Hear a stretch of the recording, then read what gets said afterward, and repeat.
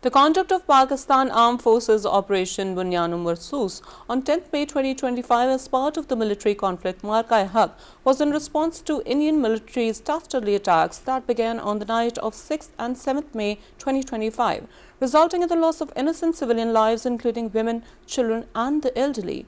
More in the following report by our correspondent Alandar Kazmi.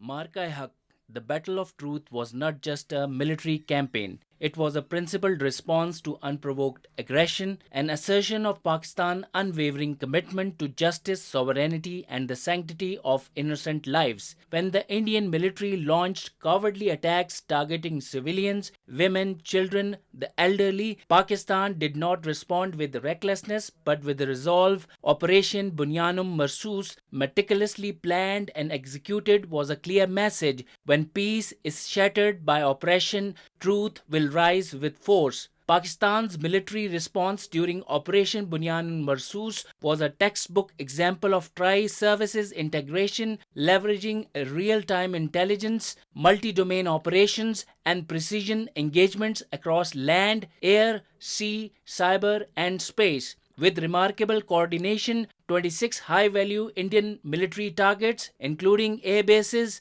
Suratgarh, Sirsa, Bhoj, Nalia, Adampur, Batinda, Barnala, Halwara, Avantipura, Srinagar, Jammu, Udhampur, Mamoon, Ambala, and Pathankot. BrahMos missile sites at Beas and Nagrota, S-400 systems at Adampur and Bhoj, and command headquarters were destroyed or severely damaged. Key logistics hub and radar stations like Uri and Poonch were also eliminated.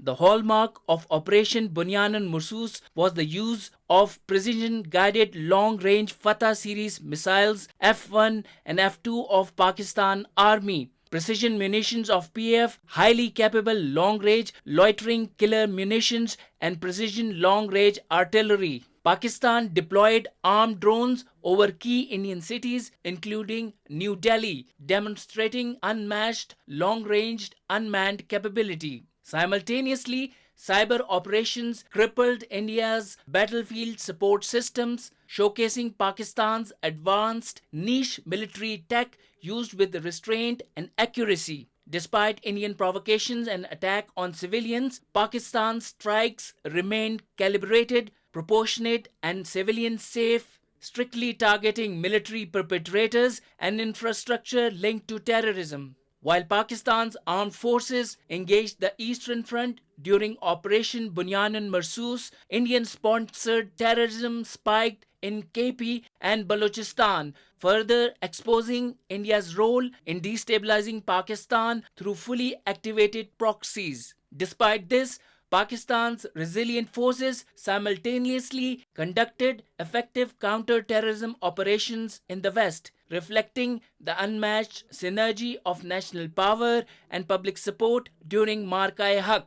The armed forces of Pakistan have extended their deep and gratitude to the people of Pakistan, especially to the youth, for their unwavering support and resilience. The armed forces have saluted the bravery of every soldier, airman, and sailor.